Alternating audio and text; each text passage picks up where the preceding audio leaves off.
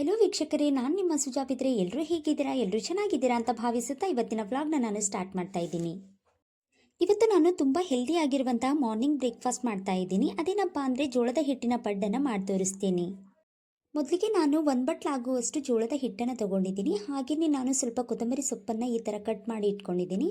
ಹಾಗೆಯೇ medium size ಈರುಳ್ಳಿ ಈ ಥರ ಚಿಕ್ಕದಾಗಿ ಕಟ್ ಮಾಡಿ ಇಟ್ಕೊಂಡಿದ್ದೀನಿ. ಹಾಗೆಯೇ ನಾನು 4 ರಿಂದ 5 ಮೆಣಸಿನಕಾಯಿ ಕಟ್ ಮಾಡಿ ಇಟ್ಕೊಂಡಿದ್ದೀನಿ. ಹಾಗೆಯೇ 1-2 ಎಳೆ ಕರಿಬೇವು ಸೊಪ್ಪನ್ನು ತೊಗೊಂಡು ಈ ಥರ ಚಿಕ್ಕದಾಗಿ ಕಟ್ ಮಾಡಿ ಇಟ್ಕೊಂಡಿದ್ದೀನಿ. ಇವಾಗ ಪ್ರಾಸೆಸ್ನಲ್ಲಿ ಹೋಗೋಣ. ನೋಡಿ, ನಾನು ಮೊದಲಿಗೆ 1 ಬಟ್ಲಾಗುವಷ್ಟು ಜೋಳದ ಹಿಟ್ಟನ್ನು ತೊಗೊಂಡಿದ್ದೀನಿ. ಹಾಗೆಯೇ ಈರುಳ್ಳಿನ ಹಾಕ್ಕೊಳ್ತಾ ಇದ್ದೀನಿ ಮತ್ತು ಮೆಣಸಿನಕಾಯಿ ಕೂಡ ಹಾಕ್ಕೊಳ್ತಾ ಇದ್ದೀನಿ. ಹಾಗೆಯೇ ಸ್ವಲ್ಪ ಕೊತ್ತಂಬರಿ ಸೊಪ್ಪು ಮತ್ತು ಕರಿಬೇವು ಸೊಪ್ಪನ್ನು ಹಾಕ್ಕೊಳ್ತಾ ಇದ್ದೀನಿ.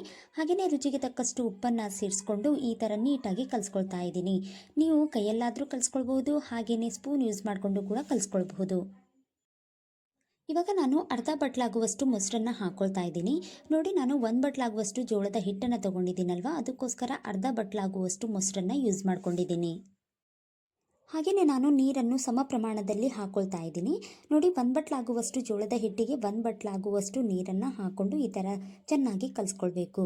ನೋಡಿ, ನಾವು ಇದನ್ನು ಯೂಸ್ ಮಾಡಿಕೊಂಡು ಈ ಥರ ಒಂದೇ ಡೈರೆಕ್ಷನ್ನಲ್ಲಿ ಚೆನ್ನಾಗಿ ಕಲಿಸ್ಕೊಳ್ಬೇಕು.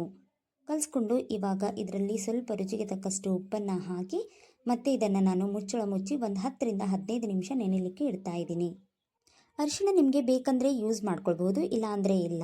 ನಾನು ಸ್ವಲ್ಪ ಅರಿಶಿಣ ಸೇರಿಸ್ಕೊಂಡು ಈ ಥರ ನೀಟಾಗಿ ಕಲಿಸ್ಕೊಂಡ್ಬಿಟ್ಟು ಮುಚ್ಚಳ ಮುಚ್ಚಿ ಒಂದು 10 ರಿಂದ 15 ನಿಮಿಷ ನೆನೆಯಲಿಕ್ಕೆ ಇಡ್ತಾ ಇದ್ದೀನಿ. ಇವಾಗ ನೋಡಿ, ಹಿಟ್ಟು ಚೆನ್ನಾಗಿ ನೆನೆದಿದೆ. ಇವಾಗ ನಾನು ಚೆನ್ನಾಗಿ ಈ ಥರ ಕಲಿಸ್ಕೊಳ್ತಾ ಇದ್ದೀನಿ. ನೋಡಿ, ಮತ್ತೆ ಸ್ವಲ್ಪ ನೀರನ್ನು ಹಾಕ್ಕೊಂಡು ಈ ಥರ ನಮಗೆ ಯಾವ ಕನ್ಸಿಸ್ಟೆನ್ಸಿನಲ್ಲಿ ಬೇಕೋ ಆ ಕನ್ಸಿಸ್ಟೆನ್ಸಿನಲ್ಲಿ ಪಡ್ಡು ಹಾಕೋ ಥರ ನಾವು ಇದರಲ್ಲಿ ಸ್ವಲ್ಪ ಸ್ವಲ್ಪ ನೀರು ಹಾಕ್ಕೊಂಡು ಈ ಥರ ಕಲಿಸ್ಕೊಳ್ಬೇಕು. ನೋಡಿ, ನಾನು ಈ ಕನ್ಸಿಸ್ಟೆನ್ಸಿನಲ್ಲಿ ನಾನು ಮಾಡ್ಕೊಂಡಿದ್ದೀನಿ. ಈ ಹದ ಬರೋವರೆಗೂ ನೀವು ಸ್ವಲ್ಪ ಸ್ವಲ್ಪ ನೀರು ಹಾಕ್ಕೊಳ್ತಾ ನೀವು ಕಲಿಸ್ಕೊಳ್ಬೇಕು. ಒಲೆ ಮೇಲೆ ನಾನು ಪಡ್ಡು ಹಂಚನ್ನು ಇಟ್ಟಿದ್ದೀನಿ. ಅದರಲ್ಲಿ ನಾನು ಆಯಿಲನ್ನು ಹಾಕ್ಕೊಳ್ತಾ ಇದ್ದೀನಿ. ಉರಿನ ನಾವು ಮೀಡಿಯಂ ಫ್ಲೇಮ್ನಲ್ಲೇ ಇಟ್ಟು ನಾವು ಇದನ್ನು ಬೇಯಿಸ್ಕೊಳ್ಬೇಕು. ನೋಡಿ, ಇವಾಗ ನಾನು ಆಯಿಲನ್ನು ಹಾಕ್ಕೊಂಡಿದ್ದೀನಿ. ಈ ಥರ ನೀಟಾಗಿ ಒರೆಸ್ಕೊಳ್ತಾ ಇದ್ದೀನಿ. ನೋಡಿ, ಸ್ವಲ್ಪ ಸ್ವಲ್ಪ ಆಯಿಲನ್ನು ಹಾಕ್ಕೊಂಡು ಈ ಥರ ಚಮಚದಿಂದ ನೀಟಾಗಿ ಈ ಥರ ಒರೆಸ್ಕೊಳ್ಬೇಕು. ಇವಾಗ ನಾನು ಪಡ್ಡು ಹಂಚಿನಲ್ಲಿ ನೀಟಾಗಿ ಈ ಥರ ಹಿಟ್ಟನ್ನು ಹಾಕ್ಕೊಳ್ತಾ ಇದ್ದೀನಿ. ನೋಡಿ, ಎಲ್ಲ ಹೋಲ್ಸ್ನಲ್ಲೂ ಹಿಟ್ಟನ್ನು ಸ್ವಲ್ಪ ಸ್ವಲ್ಪನೇ ಹಾಕ್ಕೊಳ್ಬೇಕು. ಪೂರ್ತಿ ಫುಲ್ಲಾಗಿ ಹಾಕ್ಕೊಳ್ಬಾರ್ದು, ತೆಗಿಲಿಕ್ಕೆ ಬರಲ್ಲ.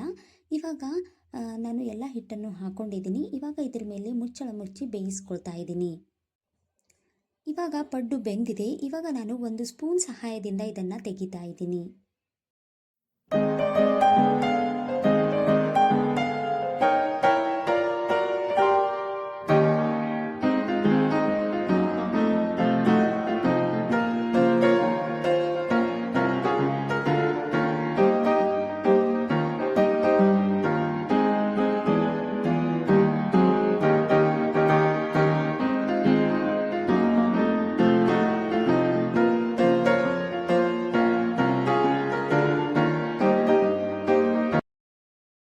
ಎಲ್ಲ ಹಿಟ್ಟಿನಿಂದ ಪಡ್ಡನ್ನು ಮಾಡಿದ್ದೀನಿ. ಇವಾಗ ನಾನು ಪಡ್ಡನ್ನು ಒಂದು ಪ್ಲೇಟ್ನಲ್ಲಿ ಸರ್ವ್ ಮಾಡ್ಕೊಂಡಿದ್ದೀನಿ.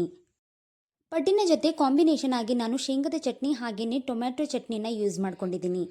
ನಿಮಗೆ ಯಾವ ಚಟ್ನಿ ಇಷ್ಟ ಆಗುತ್ತೋ ಅದನ್ನು ನೀವು ಯೂಸ್ ಮಾಡಿಕೊಂಡು ತಿನ್ನಬಹುದು. ಇದಾಗಿತ್ತು ಇವತ್ತಿನ ರೆಸಿಪಿ. ಇದು ತುಂಬ ಅಂದರೆ ತುಂಬ ಹೆಲ್ದಿ ಆಗಿರುತ್ತೆ. ನಿಮಗೆ ಈ ರೆಸಿಪಿನ ಇಷ್ಟ ಆಗಿದೆ ಅಂದರೆ ಲೈಕ್ ಮಾಡಿ, ಶೇರ್ ಮಾಡಿ, ಹಾಗೆಯೇ ಸುಜಾಪಿದ್ರೆ ಯೂಟ್ಯೂಬ್ ಚಾನಲ್ಗೆ ಸಬ್ಸ್ಕ್ರೈಬ್ ಮಾಡಿಕೊಳ್ಳಿ. Thank you.